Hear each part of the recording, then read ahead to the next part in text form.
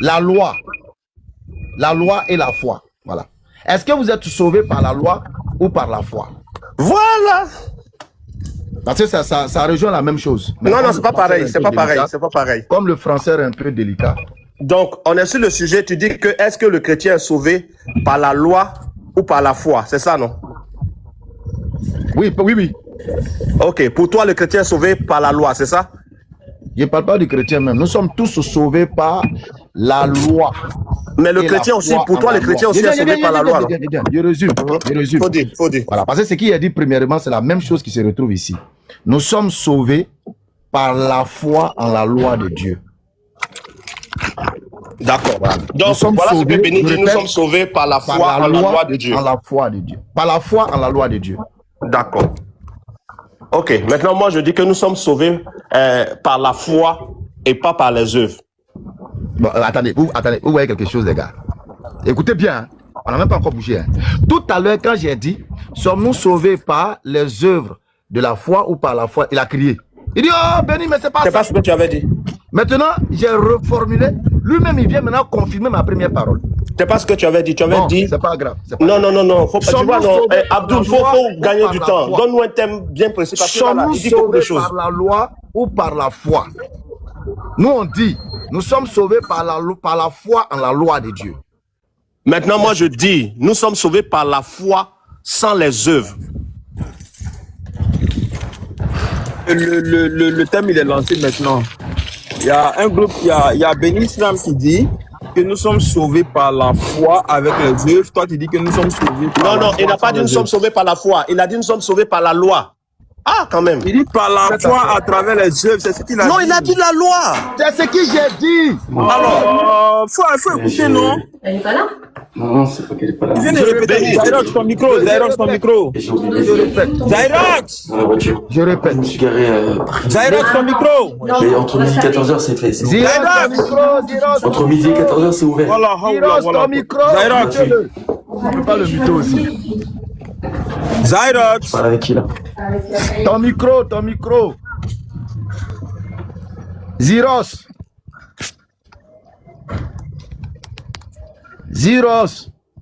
Ouais. Béni, vas-y. Ok, donc je dis ceci. Sauvé par la loi ou par la foi. Tu as entendu, non, Abdul? C'est sauvé par la loi. Attends, je répète. Nous disons, nous sommes sauvés par la foi en la loi de Dieu. Voilà. Bon? Voilà. Maintenant, moi, je dis, nous sommes sauvés par grâce, par le moyen de la foi. C'est bon? Je sais pas. Abdul, moi, j'entends plus quelqu'un, je sais pas. Pas de problème, le thème est lancé maintenant. Attends, je donne tes On a signes. bien entendu qu'il a dit il est sauvé par la foi en la loi. Hein. Ok, donc c'est bon, on peut te donner ton temps maintenant. Voilà. Est-ce qu'on peut te donner ton temps maintenant? C'est bon? Donne mon temps. Tu pleurniches trop aujourd'hui, là, voilà. Il faut définir les choses, sinon on ne peut pas avancer.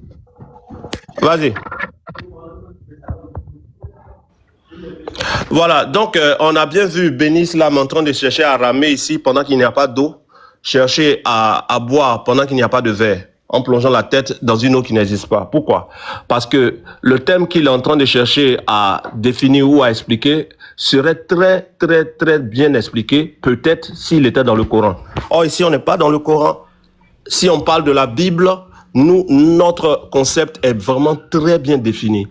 Toute personne qui est en Christ a été sauvée par la foi, c'est-à-dire sauvée par grâce, par le moyen de la foi. Or, Béni veut faire croire que le salut passe forcément par la foi en les œuvres de la loi. Or, la Bible nous définit bien deux choses, les œuvres de la loi et les œuvres de la foi. Ce n'est pas la même chose. Les œuvres de la loi, c'est la pratique de la loi que Moïse a reçue. Les œuvres de la foi, c'est la pratique d'œuvres liées à la nouvelle naissance. Donc, il faut d'abord qu'il y ait une nouvelle naissance pour qu'il y ait œuvre de la foi. Si quelqu'un n'est pas né de nouveau, comment est-ce qu'il peut pratiquer des œuvres qui plaisent à Dieu? Il faut donc d'abord la nouvelle naissance, selon Jean chapitre 3, Jésus dit, il faut que tu naisses d'eau et d'esprit pour voir le royaume des cieux.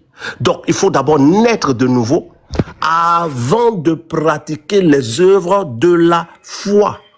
Maintenant, Béni, qui normalement est sous la loi, puisqu'il pratique la loi que Mohammed a reçue, est obligé d'être sauvé par la foi en une loi qu'on lui a donnée. Ça n'engage que l'islam. Mais pour nous, les chrétiens ou les disciples de Christ, on est sauvé par grâce, par le moyen de la foi. Ce n'est pas par les œuvres de la loi.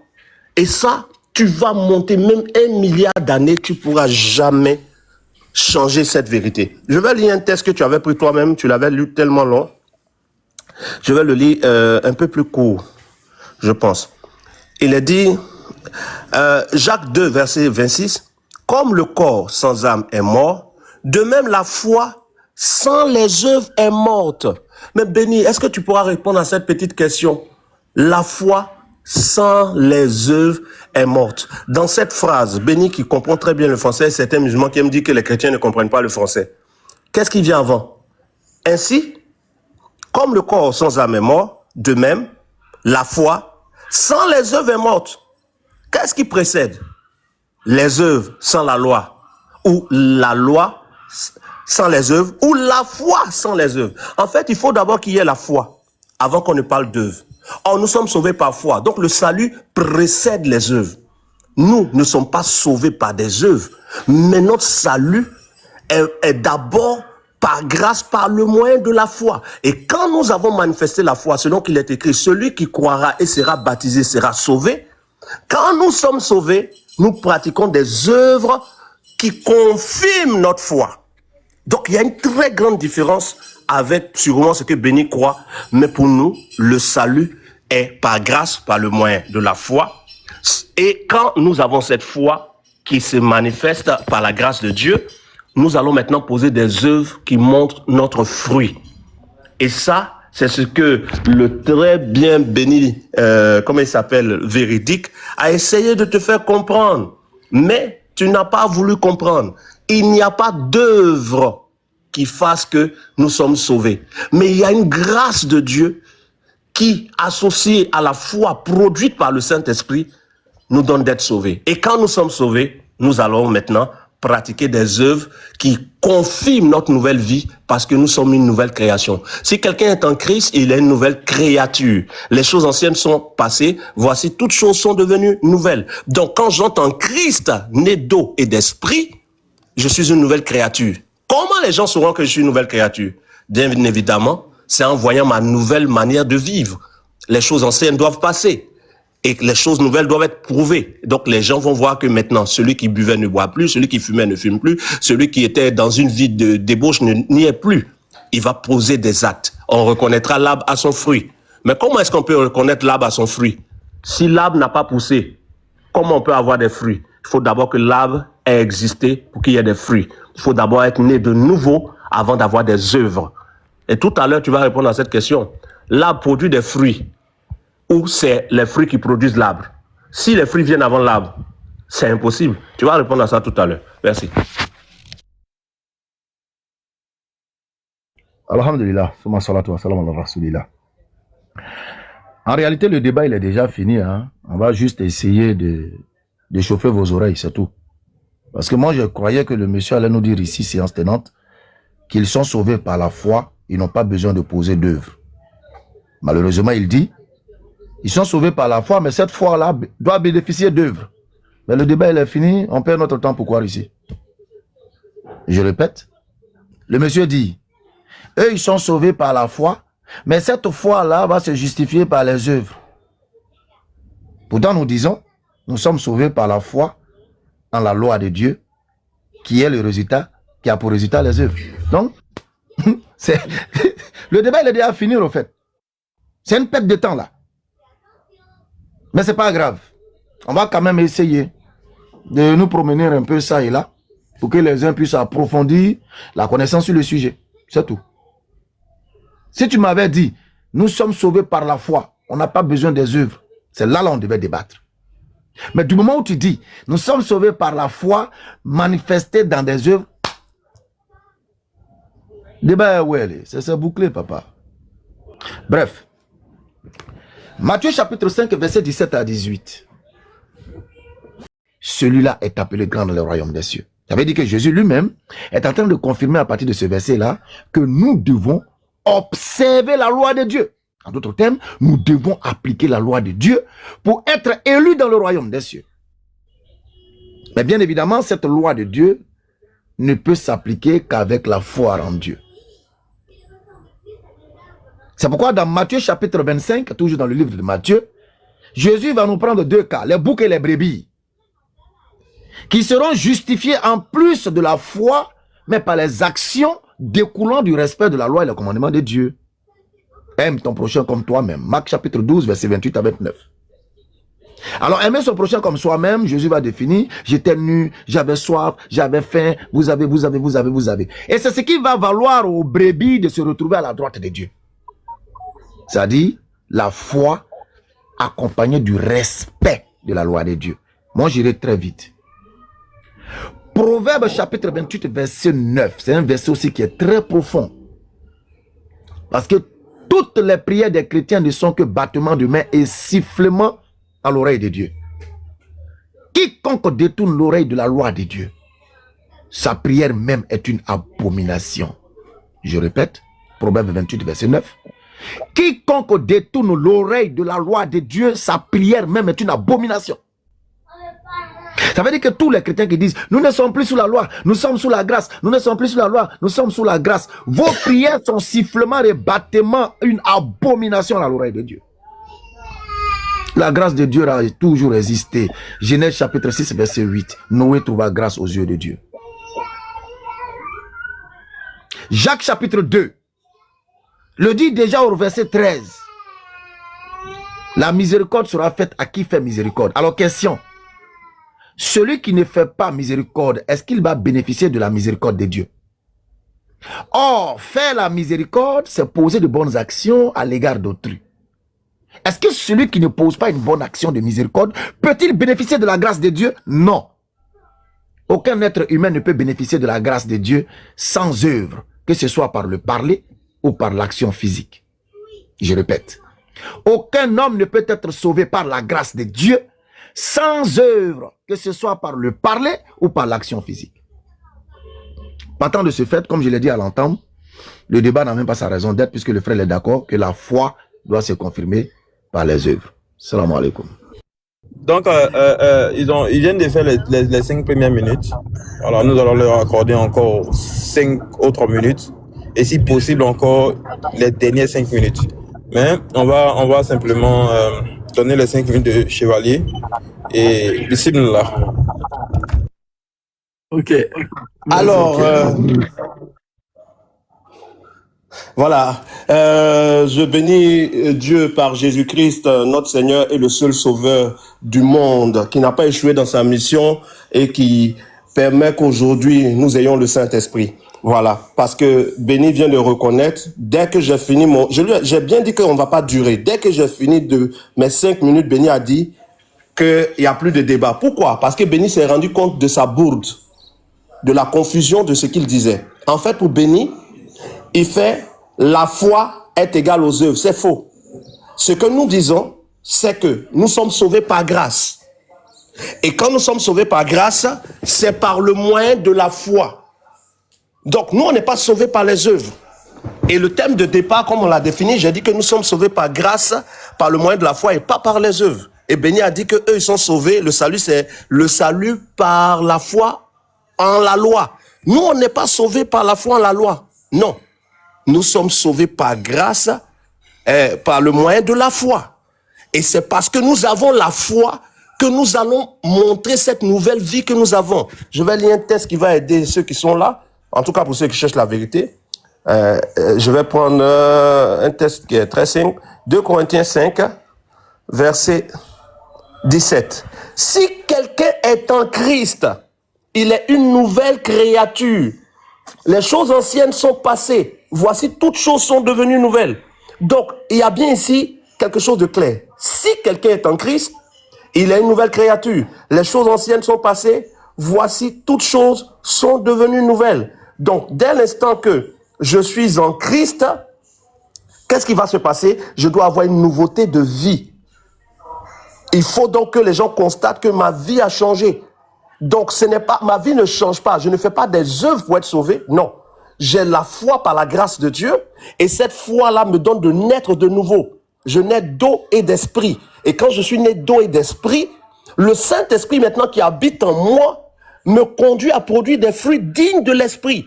Selon le livre de Galates qui dit produisez des fruits dignes de l'esprit, car le fruit de l'esprit, c'est la tempérance, c'est la maîtrise de soi, c'est l'amour, c'est la bienveillance, ainsi de suite. Donc le Saint-Esprit va me donner de produire des œuvres qui conduisent à montrer au monde entier que je suis devenu disciple de Christ. Mais ce ne sont pas les œuvres qui ont fait que je suis sauvé. Les œuvres ne sont que le résultat de mon salut. Mon salut se manifeste comme un résultat par les œuvres. C'est-à-dire que je suis un manguier et on va voir les mangues qui prouvent que je suis un manguier. Mais il faut d'abord être le manguier. Je suis d'abord né de nouveau. Et quand je suis né de nouveau, je nais d'eau, baptême d'eau. Je nais du Saint-Esprit, le baptême du Saint-Esprit. Et quand le Saint-Esprit vient habiter en moi, mon corps devient le temple du Saint-Esprit. Et cet Esprit de Dieu doit me conduire parce que tous ceux qui sont conduits par l'Esprit de Dieu sont fils de Dieu. Et étant conduits par l'Esprit de Dieu, on va voir la preuve que c'est l'Esprit de Dieu qui me conduit par le fruit de l'Esprit. Voilà pourquoi dans le texte que Béni a pris, il y a des boucs à droite, à gauche et des brebis à droite. Qui sont ces brebis? Ce sont ceux ou celles qui ont manifesté le fruit de l'esprit qui a prouvé leur salut. Et les boucs, c'est qui? C'est tous ceux qui font semblant comme s'ils suivaient Dieu, pendant que leurs œuvres a confirmé qu'ils étaient hypocrites dès le début. Ils n'avaient ni la grâce, ni la foi. Ils n'ont rien reçu. Ils font semblant de se promener, soit avec des Bibles, soit dans des mosquées, soit je ne sais où. Mais les véritables enfants de Dieu qui ont reçu la grâce de Dieu par la foi en Jésus-Christ, notre Seigneur et notre Sauveur, ont reçu le Saint-Esprit qui leur donne d'avoir des fruits dignes de la repentance. Lorsque les gens venaient même se faire baptiser par Jean-Baptiste, il disait produisez du fruit digne de la repentance. Donc le salut est obtenu par la foi, pas par les œuvres. Maintenant, quand nous sommes sauvés, nous allons avoir un comportement qui manifeste le Saint-Esprit qui est venu habiter en nous. Et ça, c'est indiscutable. Voici donc ce que dit Romains chapitre 6 pour terminer. Romains chapitre 6 à partir du verset 12 et 11. Ainsi vous-même, regardez-vous comme morts au péché et comme vivants pour Dieu en Jésus-Christ. Que le péché ne règne donc point dans votre corps mortel et n'obéissez pas à ses convoitises. Ne livrez pas vos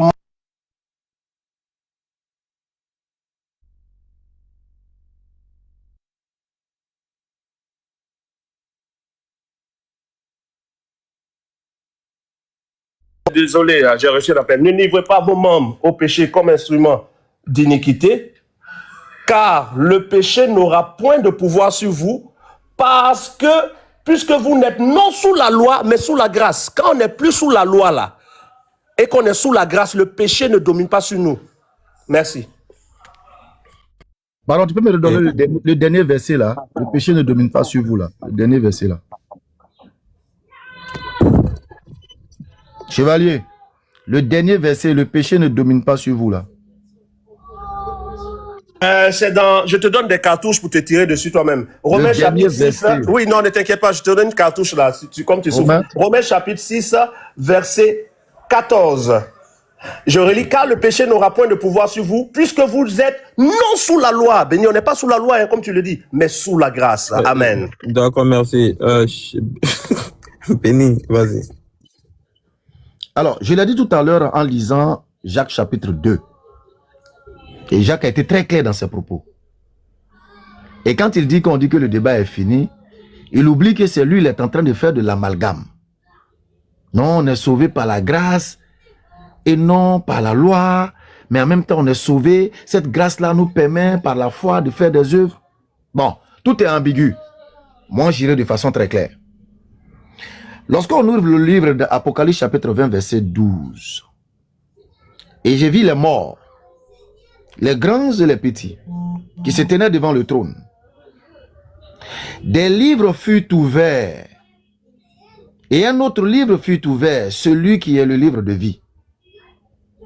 Et les morts furent jugés selon leurs œuvres. Les morts furent jugés selon leurs œuvres. Les morts furent jugés selon leurs œuvres. J'ai dit tout à l'heure que notre devoir, c'est d'accomplir les œuvres. Quant à la validité de ces œuvres, cela est de l'essor de Dieu. Et c'est en ce moment que sa miséricorde va intervenir, comme l'a dit Jacques chapitre 2, verset 13. C'est pourquoi j'ai mis une question en suspens en demandant: est-ce que miséricorde peut être faite à une personne qui ne fait pas miséricorde? La miséricorde qui a des actions. Est-ce que grâce peut être faite à une personne qui ne fait pas de grâce? Voici les questions claires auxquelles il faut pouvoir répondre, méditer, pour comprendre que vous ne pouvez pas dissocier la grâce de la loi. Parce que la loi de Dieu elle-même est une grâce pour l'humanité. Imaginez-vous un seul instant qu'il n'y ait pas de loi de Dieu rétablie au travers des prophètes. Que deviendrons-nous dans ce monde? Donc la loi elle-même est une grâce. J'ai donné l'exemple de notre ville ici. La loi permet aux pays et aux hommes qui habitent le territoire de savoir se conduire. Et la loi permet aux forts de ne pas abuser du pauvre. Le riche de ne pas abuser du pauvre, le fort de ne pas abuser du plus faible. Donc la loi de Dieu est une miséricorde pour les hommes.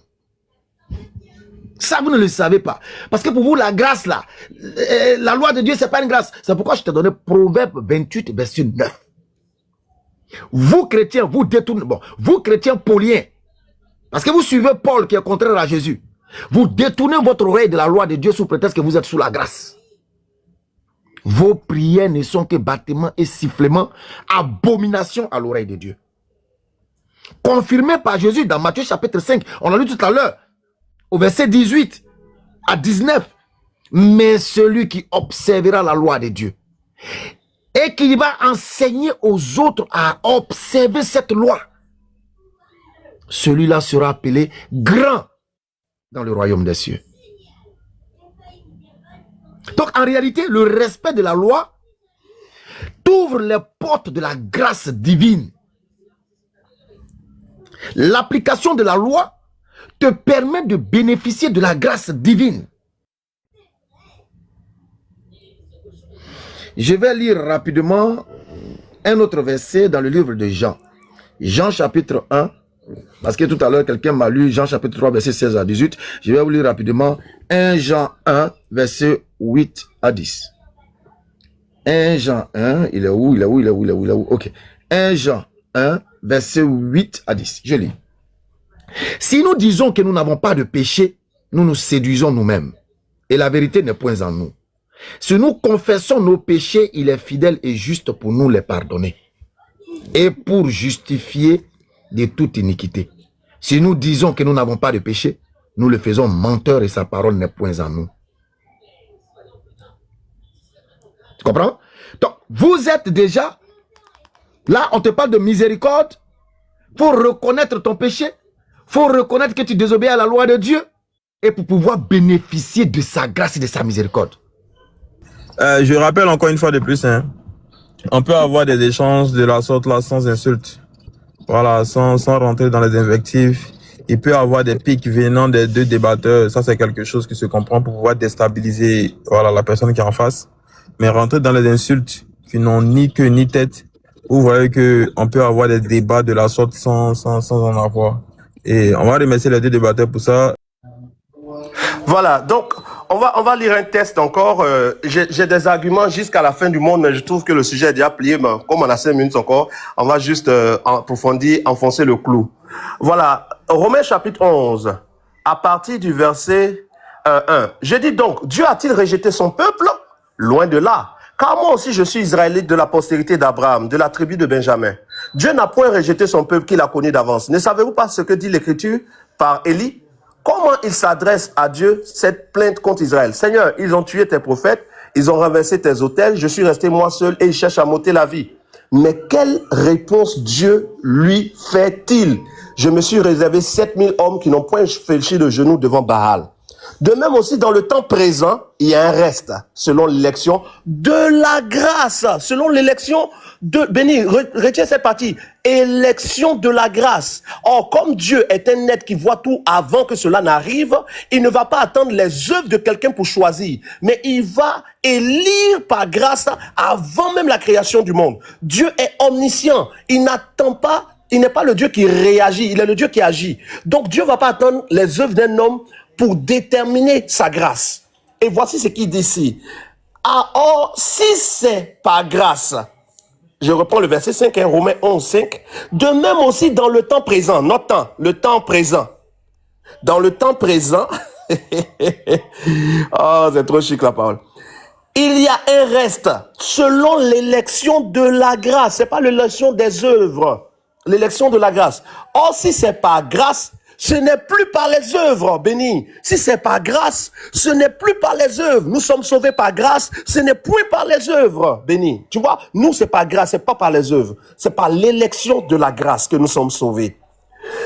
Or, si c'est par grâce, ce n'est plus par les œuvres. Autrement, la grâce n'est plus une grâce. Si j'ai fait une œuvre, où est la grâce? Parce qu'une œuvre obtient un prix. La grâce ne se mérite pas. Or, si c'est par grâce, ce n'est plus par les œuvres. Autrement, la grâce n'est plus une grâce. Et si c'est par les œuvres, ce n'est plus une grâce. Autrement, l'œuvre n'est plus une œuvre. Quoi? Donc, ce qu'Israël cherche, il ne l'a pas obtenu, mais l'élection l'a obtenu. Tandis que les autres ont été endurcis. Selon qu'il est écrit, Dieu leur a donné un esprit d'assouplissement des yeux pour ne point voir et des oreilles pour ne point entendre jusqu'à ce jour. Et David dit, que leur table soit pour eux un piège, un filet, ainsi de suite. Donc, on a au verset 6, un chaos légendaire ici, où il est écrit simplement, « Or, si c'est par grâce, ce n'est plus par les œuvres. Autrement, la grâce n'est plus une grâce. » Béni, ça, ce n'est pas difficile. Même les musulmans qui soutiennent leurs frères, on sait que même si vous savez qu'il est chaos, vous allez le soutenir, mais il est écrit, « Or, si c'est par grâce, ce n'est plus par les œuvres. » Oh, la loi, c'est les œuvres. Donc, nous ne sommes pas sauvés par la loi. Nous sommes sauvés par la grâce. Or, si c'est par grâce, ce n'est plus par les œuvres. Autrement, la grâce n'est plus une grâce. Romains chapitre 4. Je lis à partir du verset, je vais prendre le verset 5, je pense déjà, c'est verset 4. Si Abraham, Romains chapitre 4, verset 2, si Abraham a été justifié par les œuvres, il pourra se glorifier, mais non devant Dieu. Car que dit l'Écriture pour Abraham? Abraham a cru, et cela lui fut imputé à justice. Or, à celui qui fait une œuvre, on lui donne un salaire, non comme une grâce, mais comme une chose due. Et à celui qui ne fait point d'œuvre, mais qui croit en celui qui justifie, sa foi lui est imputée à justice. Nous, on n'a pas fait des œuvres, on a cru. Et Dieu nous a imputé la justice. Et le dernier texte que je lis, c'est dans Éphésiens chapitre 2. Hein, c'est juste un cours qui peut aider d'autres frères après. Éphésiens chapitre 2, verset 8. Car c'est par la grâce que vous êtes sauvés, par le moyen de la foi. Et cela ne vient point de vous, c'est le don de Dieu. Ce n'est point par les œuvres, afin que personne ne se glorifie. Romains chapitre 2, Éphésiens chapitre 2, verset 8. Ici, là, le débat est mort en même temps. Car c'est par la grâce que vous êtes sauvés. Le sujet, c'était comment on est sauvés. Nous, on est sauvés par la grâce, sauvés. Vous êtes sauvés par grâce, par le moyen de la foi. Et ce n'est pas de vous-même, c'est le don de Dieu. Ce n'est point par les œuvres, afin que personne ne se glorifie. Éphésiens chapitre 2, verset 8 à 9. Merci. Alhamdulillah. Alors, je m'introduire avec ces paroles. Élie avant la fondation du monde par grâce. Si c'est par grâce, ce n'est plus par les œuvres. D'après Chevalier, il a lu tout à l'heure, il dit il y a élection avant la fondation du monde par grâce. Si c'est par grâce, ce n'est plus par les œuvres. Alors, comme je l'ai dit à l'entame, vous confondez, vous mélangez tout. La création même est une grâce de Dieu. La loi de Dieu est une grâce de Dieu. Tout ce qui existe est une grâce, une miséricorde de Dieu. L'homme fut créé par grâce, par miséricorde de Dieu. Mais malheureusement, tellement vous voulez coller quelque chose pour vous éloigner de la lumière que l'islam est en train de propager, vous voulez coûte que coûte créer quelque chose pour vous-même. Je te l'ai dit tantôt. Genèse chapitre 6, le verset 8. Noé a trouvé grâce aux yeux de l'Éternel. Il n'a pas entendu l'avènement de Jésus pour bénéficier de la grâce de Dieu. Il n'a pas attendu l'avènement de Jésus pour bénéficier de la grâce de Dieu. Nous allons prendre Exode chapitre 33, verset 19. Exode chapitre 33, verset 19. 33, verset 19. Ok. Exode chapitre 33, verset 19. L'Éternel répondit, je ferai passer devant toi toute ma bonté, et je proclamerai devant toi le nom de l'Éternel. Je fais grâce à qui je fais grâce, et miséricorde à qui je fais miséricorde. Nous sommes dans Exode. La grâce de Dieu existait, demeure toujours. On n'a pas besoin d'attendre Jésus pour dire que nous ne sommes plus sous la loi, nous sommes sous la grâce. La grâce existait depuis. C'est la grâce de Dieu même qui fait qu'on vit, qu'on respire, qu'on mange. C'est cette grâce-là qui fait qu'on existe. Donc vous ne pouvez pas vous accaparer de quelque chose qui existait depuis lors pour dire que nous ne sommes plus sur la, nous sommes sous la grâce. C'est Jésus qui est venu avec la grâce. Même Jésus lui-même, son avènement est une grâce. Est une grâce pour les enfants d'Israël. Est une grâce pour les enfants d'Israël en ce terme qu'il est le dernier envoyé par Dieu selon Marc chapitre 12 verset 6 à 9.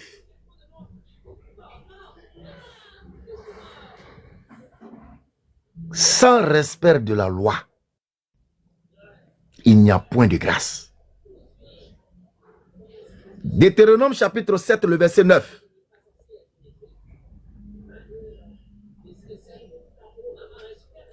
Deutéronome chapitre 7 le verset 9. Sache donc que c'est l'Éternel ton Dieu qui est Dieu. Ce Dieu fidèle garde son alliance et sa miséricorde jusqu'à la 1000e génération envers ceux qui l'aiment. Est-ce que c'est ça? Est-ce que c'est suffisant l'aimer? Envers ceux qui l'aiment et qui observent ses commandements. Et qui observent ses commandements. Alors, la miséricorde de Dieu n'intervient que lorsqu'on observe les commandements de Dieu. Sans respect de la loi de Dieu, tu ne bénéficies pas de sa grâce. Sinon, Satan lui-même aurait bénéficié de cette grâce. Puisqu'il est le premier à désobéir à ces règles-là. Mais pourquoi ne bénéficie-t-il pas de la grâce de Dieu? Alors que Jacques vous a dit, mais vous dites qu'il y a un Dieu, mais vous faites bien. Même les démons aussi croient qu'il y a un Dieu. Ils croient qu'il y a un Dieu. Pourquoi ils ne bénéficient pas de la grâce de Dieu? Puisque le premier point de départ, il faut croire. Mais Satan aussi croit que Dieu est unique. Mais qu'est-ce qu'il dit ceci de Dieu? Croire n'est pas suffisant. Il faut obéir aux lois de Dieu. Deutéronome 33, Deutéronome 7, verset 9. Sachez donc que c'est l'Éternel ton Dieu qui est Dieu. Car Dieu est fidèle en son alliance et sa miséricorde jusqu'à la 1000e génération envers ceux qui l'aiment et qui observent ses commandements. Nous continuons notre débat. Tout à l'heure, tu as essayé de bafouer, pourtant je t'ai donné un test clair. Vous êtes sauvés par quelle grâce? On te parle de Apocalypse chapitre 20, verset 12. Des livres seront ouverts et chevalier, tu seras jugé en fonction des œuvres qui y sont marquées. Les œuvres qui sont marquées dans ton livre de vie, là, c'est en fonction de ça on va te juger. C'est pas par rapport à ça. Et j'ai dit ceci. Notre devoir, c'est de poser les actions, c'est de respecter la loi de Dieu. Quant à sa validité ou sa non-validité, cela dépend maintenant de Dieu et sa miséricorde. Ok. Là, on va aller maintenant aux questions-réponses. Voilà, maintenant, on va donner 1 minute pour la question. Et je crois bien 3 minutes pour les réponses. Et je pense bien que 1 minute pour répondre. Si vous voulez bien. Si c'est simplement question-réponse, c'est bien en avance. C'est bon? Ok, Chevalier. Vas-y, on te donne... Non, c'est moi qui ai commencé les 5 minutes. Qui commence les questions? D'accord. Bon, Chevalier. Béni, bismillah. Jacques chapitre 2, verset 13. Est-ce qu'on peut faire grâce à une personne qui ne pose pas d'action de grâce? Ok, voici, je réponds à la question de Béni qui demande est-ce qu'on peut faire grâce à une personne qui n'a pas... Quoi ça? Pardon, reprends dans mon temps s'il te plaît. On peut faire grâce ou miséricorde, si tu veux, à une personne qui n'a pas posé d'action de grâce ou de miséricorde. Voilà. Est-ce qu'on peut faire grâce ou miséricorde à une personne qui n'a pas posé d'action de grâce ou de miséricorde? Eh bien, le texte dit ceci, Jacques 2,13. Car le jugement est sans miséricorde pour qui n'a pas fait miséricorde, la miséricorde triomphe du jugement. Je précise qu'ici, on est dans le livre de Jacques. Et Jacques écrit à une assemblée. Jacques n'est pas en train d'écrire à des païens. Or, notre thème, c'est est-ce qu'on est sauvé par grâce ou on est sauvé par la foi en les œuvres de la loi, comme il a dit. Ici, Jacques est en train de parler à des gens qui sont déjà sauvés. Donc, le contexte est différent de notre débat. Je redis cela et je donne les preuves. Jacques chapitre 2. Mes frères, il parle donc à des gens qui sont déjà ses frères dans la foi. Que votre foi en notre glorieux Seigneur Jésus-Christ soit exemple de toute acception de personnes. Donc ceux à qui l'apôtre Jacques écrit sont déjà des frères qui ont la foi. Ils ont déjà la foi avant que Jacques ne leur parle de miséricorde ou de tout ça. Mes frères, que votre foi en notre glorieux Seigneur Jésus-Christ soit exemple de toute acception de personnes. À qui Jacques parle-t-il ici? Dans quel contexte on se trouve? Dans le contexte d'une assemblée. Le verset 2. Supposez en effet qu'il rentre dans votre assemblée. Un homme avec un anneau d'or. Qu'est-ce qu'on appelle ici l'assemblée? Le mot qui est ici, je vais aider quelqu'un avec ça. Le mot qui est ici, assemblée, c'est synagogue. Qui est quoi?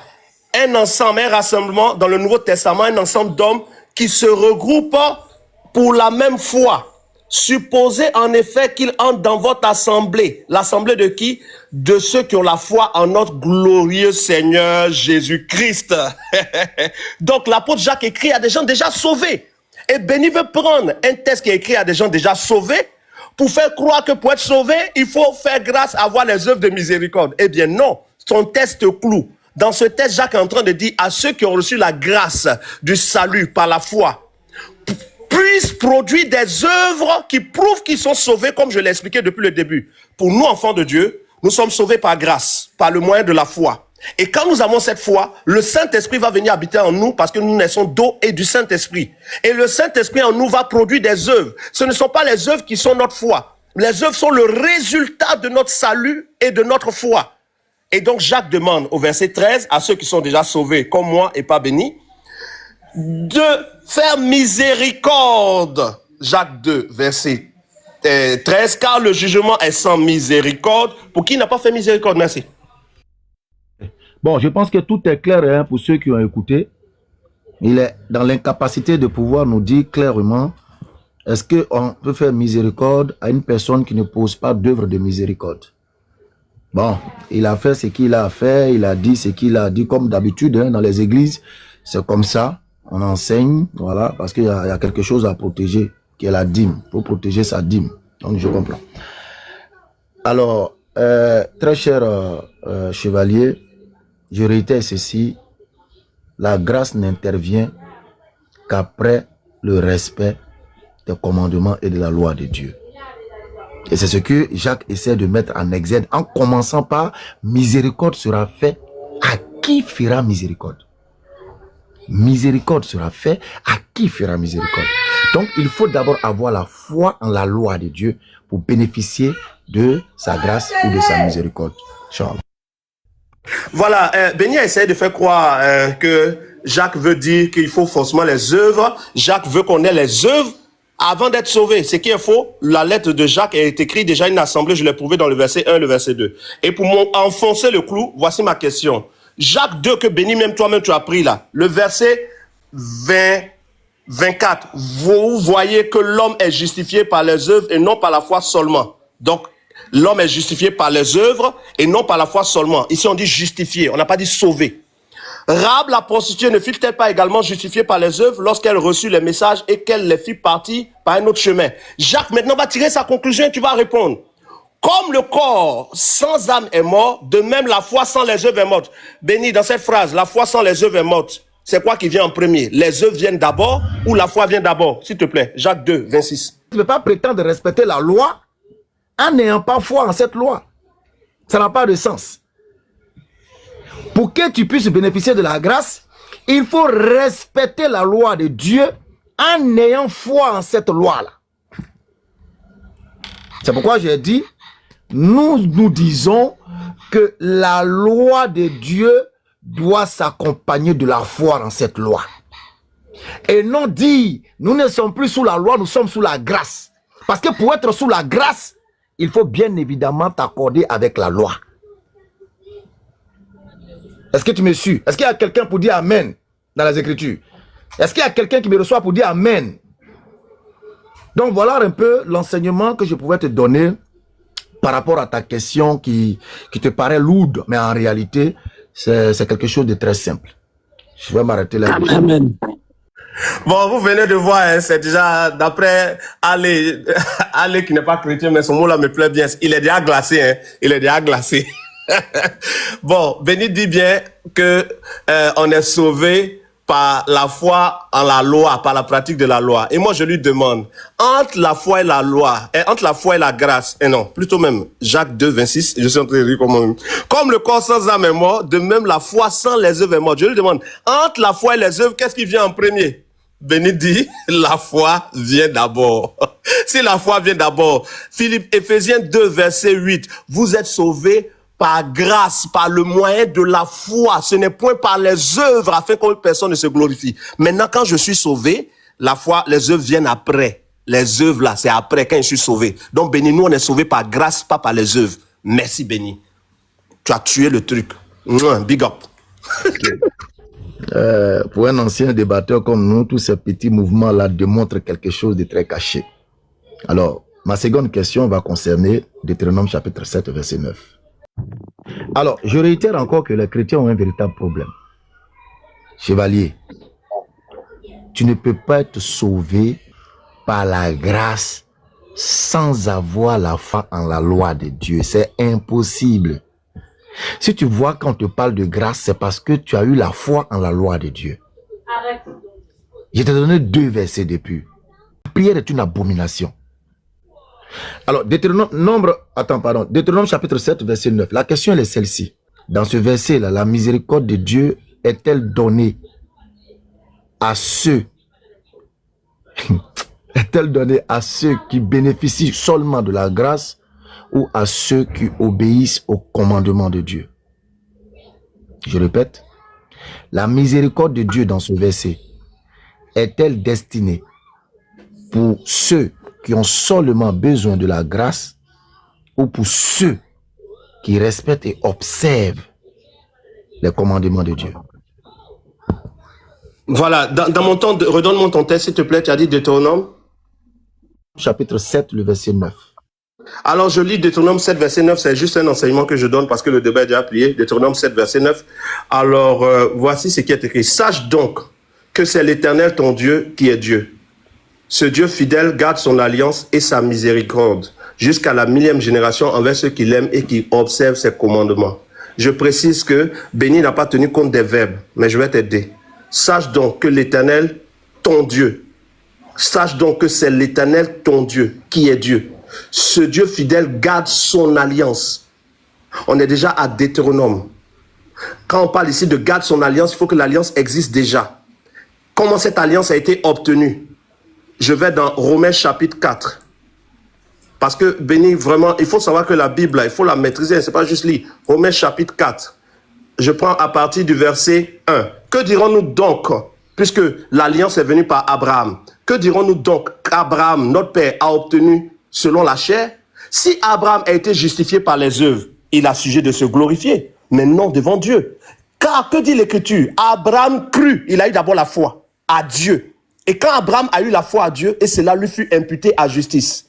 Or, à celui qui fait une œuvre, le salaire est imputé, non comme une grâce, mais comme une chose due. Et à celui qui ne fait point d'œuvre, mais qui croit et qui a la foi en celui qui justifie l'impie, c'est sa foi que Dieu lui donne comme justice. De même, David exprime le bonheur de l'homme à qui Dieu impute la justice sans les œuvres. Heureux ceux dont les iniquités sont pardonnées et dont les péchés sont couverts. Donc, Abraham a été justifié par la foi. Abraham a été justifié par la foi. Et quand Dieu apparaît à Abraham, quand Dieu commence à parler avec Abraham, Dieu dit à Abraham, sors de ton pays, sors de ta patrie, va dans un lieu où je te bénirai. Abraham n'a posé aucune œuvre. Et c'est cet Abraham-là qui a fait venir cette alliance sur laquelle Béni veut se cacher pendant qu'Abraham a eu la foi et non les œuvres. Romains chapitre 4 le confirme. Alors, donc, Béni, dans ce texte-là, Dieu dit qu'il fait miséricorde. Oui, ceux à qui il parle sont déjà son peuple. On est déjà à Deutéronome. Dans Deutéronome, Dieu est déjà le Dieu d'Israël, qu'il a élu par grâce. Il a choisi Abraham par grâce. Abraham n'a rien fait. Il dit, sors de ton pays, sors de ta patrie, viens dans un lieu où je te bénirai. Dieu l'a choisi par grâce, afin que ce ne soit point par les œuvres selon Romains chapitre 4. Tu prends des textes qui te clouent toi-même. Je précise bien que ici, il s'agit bien de Dieu qui est le Dieu déjà d'Israël. Or, nous, notre thème, c'est comment devenir le peuple de Dieu. Moi, je suis devenu enfant de Dieu par la foi et non par les œuvres. Et Israël est devenu le peuple de Dieu par élection de Dieu et non par ses œuvres. Donc, tu confonds tout. Tu prends des textes qui parlent des gens qui sont déjà en alliance. Merci. D'abord, on va rappeler, le thème, c'est pas comment devenir le peuple de Dieu. Le thème, c'est par quoi nous sommes sauvés. Par la grâce, sans les œuvres, ou par la foi, sans les œuvres. Voilà, c'est pas comment devenir le peuple de Dieu. J'aimerais comprendre du modérateur, quand il dit que le thème, ce n'est pas comment devenir le peuple de Dieu. Pour nous, lorsqu'on dit être sauvé, c'est devenir membre de la famille de Dieu. Je tiens à préciser que pour le chrétien, être sauvé, c'est devenir peuple de Dieu. Voilà, c'est pour ça que j'ai dit ça. Merci. Oui, avançons. Merci.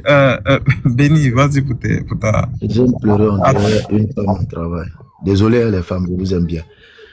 Alors, vous voyez que le verset, il est clair, hein, mais malheureusement, le verset, il est clair. Ceux qui observent ses commandements, c'est ceux-là qui bénéficient de la miséricorde de Dieu. Donc, il ne peut avoir grâce ou miséricorde que lorsque l'on va observer la loi de Dieu avec foi et crainte. Ça là, il n'y a même pas sujet à débattre. Parce qu'il n'y a rien dans la loi de Dieu qui est impossible d'application à l'homme. Il n'y a rien dans la loi. Oh. On t'a donné Apocalypse ici, on a ouvert ton livre. Tes œuvres sont là-dedans. C'est sur la base de tes œuvres que tu seras jugé. Maintenant, la grâce de Dieu va intervenir après. Quand on va regarder tes œuvres là, Dieu, c'est pourquoi il a dit, bien fait ou mal fait ou, le reste maintenant dépend de la miséricorde de Dieu. Mais il faut d'abord les œuvres et les actions à la lumière de la loi. Merci. D'accord. Je lis ce texte-là. Béni allait prendre Deutéronome et je lui ai parlé de là-bas de l'alliance qui a fait que Dieu est devenu le Dieu d'Israël. C'est une alliance qui n'a pas eu besoin des œuvres d'Abraham. Et je vais prouver qu'Abraham n'avait pas d'œuvres, mais Dieu l'a élu par grâce, par le moyen de la foi, qui est le principe du salut des enfants de Dieu chrétiens. Romains chapitre 4, verset 13. Béni, prépare-toi pour cette belle question. En effet, ce n'est pas par la loi que l'héritage du monde a été promis à Abraham ou à sa postérité. C'est par la justice de la foi. En effet, ce n'est pas par la loi que l'héritage du monde a été promis à Abraham ou à sa postérité, c'est par la justice de la foi. Car si les héritiers le sont par la foi est vaine et la promesse est anéantie. Parce que la loi produit la colère et que là où il n'y a point de loi, il n'y a point non plus de transgression. C'est pourquoi les héritiers le sont par la foi pour que ce soit par grâce, afin que la promesse soit assurée à toute la postérité, non seulement à celle qui est sous la loi, ainsi de suite. Béni. Verset 16. Pourquoi les héritiers sont héritiers par la foi ou par la loi? Ok. Le temps, s'il vous plaît. Alors, chers frères, je pense qu'à ce stade-là, vous devez maintenant comprendre tout le forcing de la chrétienté eu égard à la loi, qui est le fondement même de cette spiritualité à laquelle nous sommes accrochés. C'est pourquoi Jésus-Christ va te résumer la loi en ces thèmes. Marc chapitre 12, 28 à 29. Tu aimeras le Seigneur ton Dieu de tout ton cœur, de toute ton âme, de toute ta pensée, de tout ton être. Et tu aimeras ton prochain comme toi-même. On a le facteur spirituel et on a le facteur manifeste, qu'on pourra appeler les œuvres. Nous avons le vertical et nous avons l'horizontal. L'horizontal nous ramène à l'application de la loi. Parce que l'amour du prochain, c'est le respect de la loi. C'est la bienfaisance, c'est toutes les actions qui vont entourer l'expression de cet amour-là. Donc, les deux mots-là vont venir démontrer que ce texte de Romains essaie de se détacher de la loi. C'est pourquoi, depuis là, je te donne Proverbe 28, verset 9. Quiconque détourne l'oreille de la loi, comment vous pouvez traiter de loi? Comment vous pouvez dire parce que la loi produit la colère de Dieu? Mais c'est gravissime. C'est comme si Dieu avait tendu un piège à sa création ou à ses créatures en leur donnant la loi. C'est-à-dire Dieu va piéger les hommes en leur donnant la loi. Pourtant, la loi permet à l'homme de bénéficier de la miséricorde de Dieu. Le respect de cette loi. Donc, ta question dans ce texte-là ne tient pas. Pourquoi? Parce que dans Jacques chapitre 2, Jacques va nous situer concernant Abraham dont tu parles ici. Rapidement. Jacques.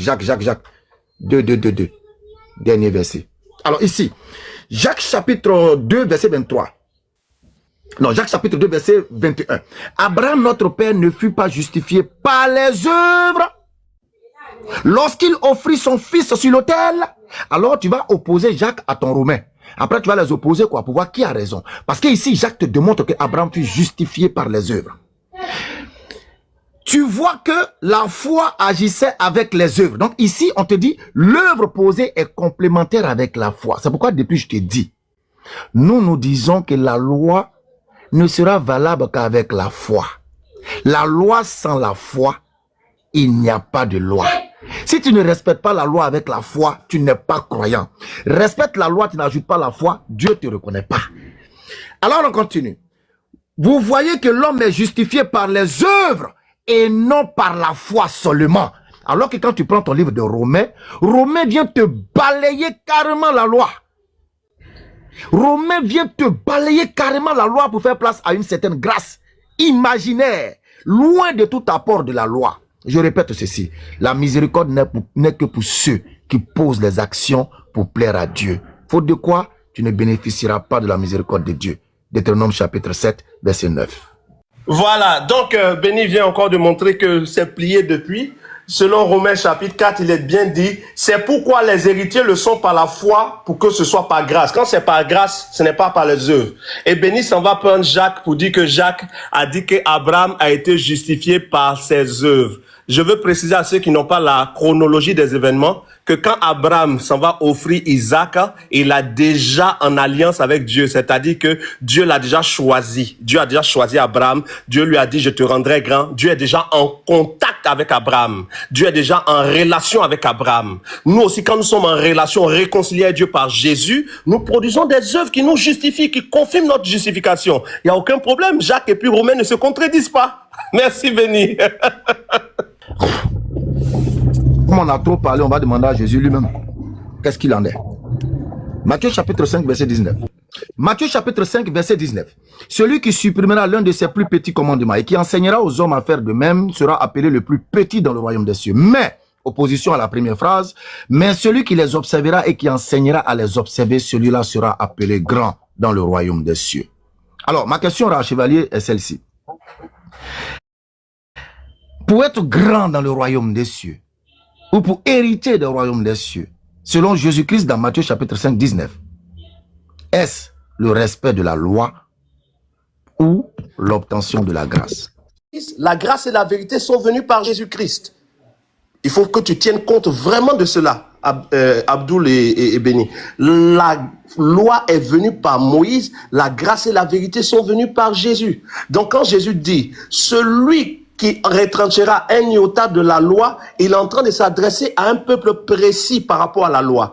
Quel est ce peuple-là? C'est le peuple d'Israël. Voici pourquoi quand on va dans Deutéronome, dans Genèse chapitre 12, Dieu dit à Abraham, toutes les nations seront bénies en ta postérité. Et quand nous venons dans Galates 3, il est dit par l'apôtre Paul que la postérité dont il était question dans Genèse, c'est Jésus. Donc, Abraham va être la bénédiction de toutes les nations à travers Jésus qui va apporter le salut qui était sur Israël, qui était appelé le peuple de Dieu, va se répandre à toutes les nations. Donc, quand Jésus dit de ne pas enlever un iota de la loi, il parle bien au peuple d'Israël. Je confirme avec Romains chapitre 2, à partir du verset 14. Romains 2, 14, voici ce qui est écrit. Oh là là, c'est tellement beau. Quand les païens qui n'ont point la loi font naturellement ce que prescrit la loi, ils sont eux qui n'ont point la loi, une loi pour eux-mêmes. Ils montrent que l'œuvre de la loi est écrite dans le cœur, dans la conscience, Et cette conscience en rend témoignage. Leurs pensées s'accusant, se défendant tour à tour. Donc, le peuple d'Israël jusqu'à aujourd'hui continue d'être sous la loi parce qu'ils sont dans une loi qu'ils ont reçue de leur Père. Mais nous qui avons reçu la grâce par Jésus, nous ne sommes pas tenus de nous mettre sous la loi parce que nous n'y avons jamais été. Nous sommes sous la grâce en Jésus et nous avons la loi de l'esprit de vie. Donc, pour avoir la bonne place au royaume des cieux, pour nous qui ne sommes pas des juifs, c'est la grâce qui nous donne cette bonne place. Maintenant, quand Jésus s'adressait ce jour-là, il s'adressait bien évidemment à un peuple qui a la loi et il leur disait ce qu'il a à leur dire. Merci. Alors, nous sommes surpris de voir le pasteur devant 200 combien de personnes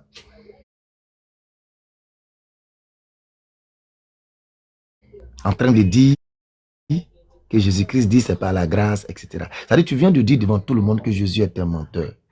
C'est que nous musulmans, nous refusons parce que c'est pas un menteur. C'est un véridique. C'est un signe d'Allah. C'est le fils de Marie, envoyé aux enfants d'Israël pour proclamer la parole d'Allah. Et il dit que c'est par l'observation de la loi que vous allez hériter le royaume des cieux et vous serez manifestés comme des grands. Et ne soyez pas égoïstes, recommandez aux gens aussi d'observer cette loi-là. Ce qui rejoint Deutéronome chapitre 7, 9. La miséricorde de Dieu sera attribuée à ceux qui observent la loi de Dieu. J'ai honte, hein, franchement. On peut mettre mon temps, ton temps est fini. À la fois, le débat est fini, pour moi ça va. Non, c'est à moi de poser ma question, c'est toi qui as posé premier. Aïe. Oui, je sais, je suis en train de dire. Tu es en train de dire merci, attends, il y a fouetté dernier là. On a compris. Voilà, même en temps. Vas-y. Alors, vous avez vu Béni essayer de faire un jeu philosophique, c'est-à-dire la récupération de mots, les attribuer, les mettre dans la bouche de quelqu'un pour justifier quelque chose. Jésus n'a jamais dit pour être sauvé, il faut appliquer la loi. Il dit celui qui supprimera un seul trait de la loi. Bien évidemment, la loi n'a pas été donnée à tout le monde, donc il parle un peu bien précis. La preuve. Marc chapitre 16, Jésus dit au verset 16, celui qui croira et qui sera baptisé sera sauvé. Mais celui qui ne croira pas sera condamné. Béni dans ce texte-là. Marc 16, verset 16. Celui qui croira et qui sera baptisé sera sauvé. Mais celui qui ne croira pas sera condamné. Quelle est la condition pour être sauvé? Est-ce la loi ou est-ce de croire? Béni, réponds-moi. Merci. Ah ouais. J'ai ri juste un peu, hein, c'est pour dénouer ma gorge. Marc chapitre 16, celui qui croira. La question intelligente pour ceux qui détiennent l'intelligence et non la compréhension spirituelle est celle-ci. Celui qui croira en quoi? Voilà la question véritable que vous deviez poser. Celui qui croira en quoi? Mais celui qui croira en Matthieu chapitre 5 verset 19. À savoir, ce qu'on dit, et puis d'ailleurs même dans Matthieu chapitre 5 19, je ne me suis pas arrêté à iota, hein. Ma question c'est en bas. Mais, opposition à la première phrase, celui qui observera et enseignera à les observer, celui-là sera appelé grand dans le royaume des cieux.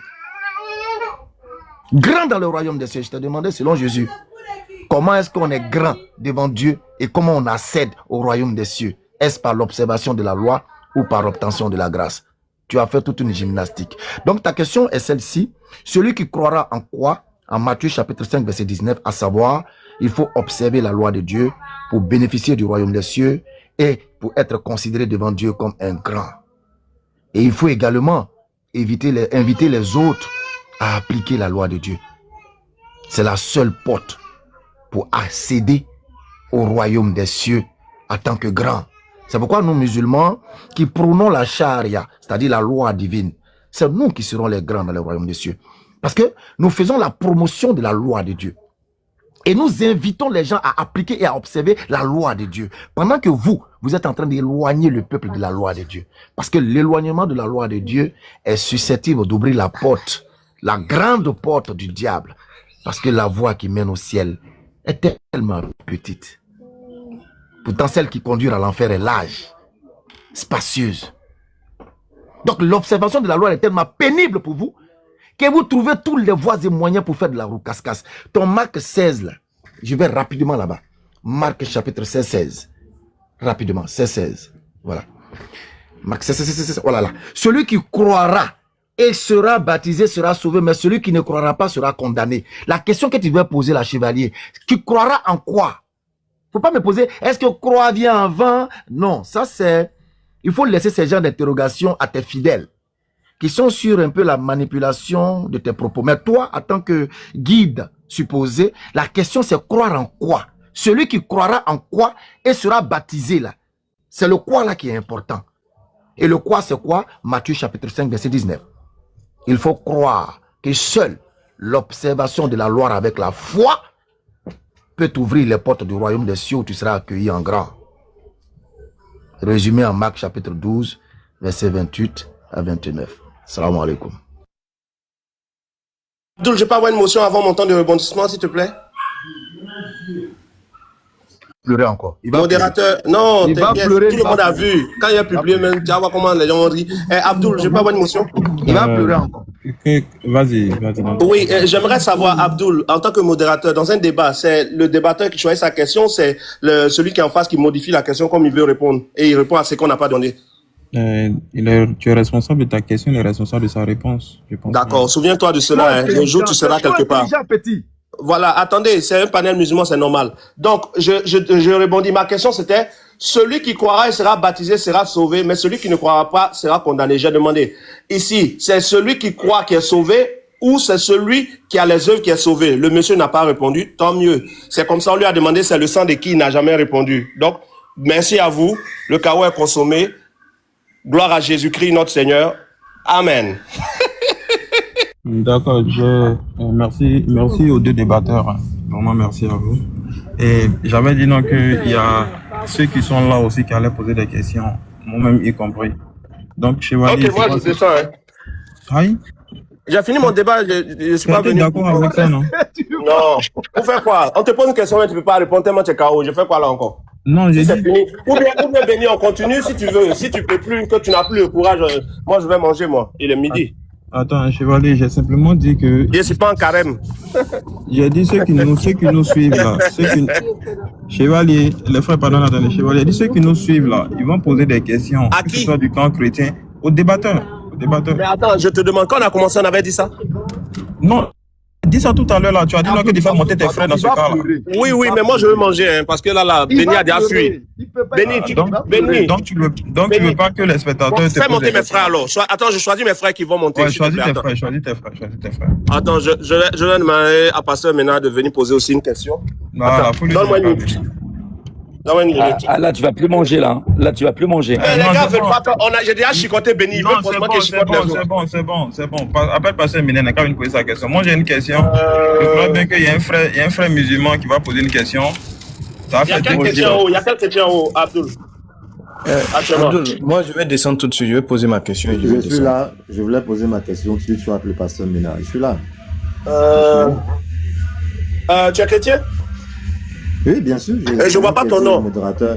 Voilà, je ne voyais pas ton nom. Donc on peut avoir un deuxième chrétien, s'il te plaît, Abdul, parce qu'il y a un seul qui est en haut. Chris Raj qui est là. Chris Raj n'est pas chrétien, il a déjà dit ça lui-même dans d'autres panels. Il dit n'est ni chrétien ni musulman, il a dit. S'il vous plaît, je vais poser une seule question à Chevalier. Il n'est ni chrétien ni musulman, je pose la question. Attends.